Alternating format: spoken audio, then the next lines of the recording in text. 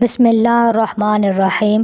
آج آپ کے سامنے صلہ رحمی کرنے والے کا ایک عجیب واقعہ پیش کروں گی۔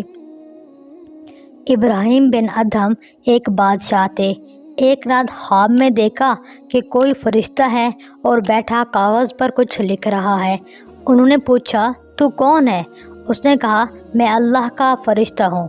پوچھا، کیا کر رہے ہو؟ کہنے لگا، میں ان لوگوں کے نام لکھ رہا ہوں جو اللہ رب العزت سے محبت کرتے ہیں۔ ابراہیم بن ادھم رحمۃ اللہ علیہ نے پوچھا، کیا اس فہرست میں میرا نام بھی شامل ہے؟ اس نے دیکھ کر کہا، اس فہرست میں آپ کا نام شامل نہیں ہے۔ ابراہیم بن ادھم رحمۃ اللہ علیہ نے کہا، اگر اس میں میرا نام شامل نہیں ہے تو میرا نام ان بندوں کی فہرست میں لکھ لو جو اللہ کے بندوں سے اللہ کے لیے محبت کرتے ہیں۔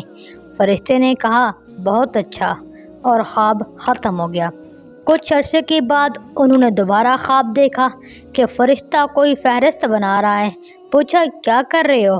اس نے کہا، میں ان لوگوں کی فہرست بنا رہا ہوں جن سے اللہ رب العزت محبت فرماتے ہیں۔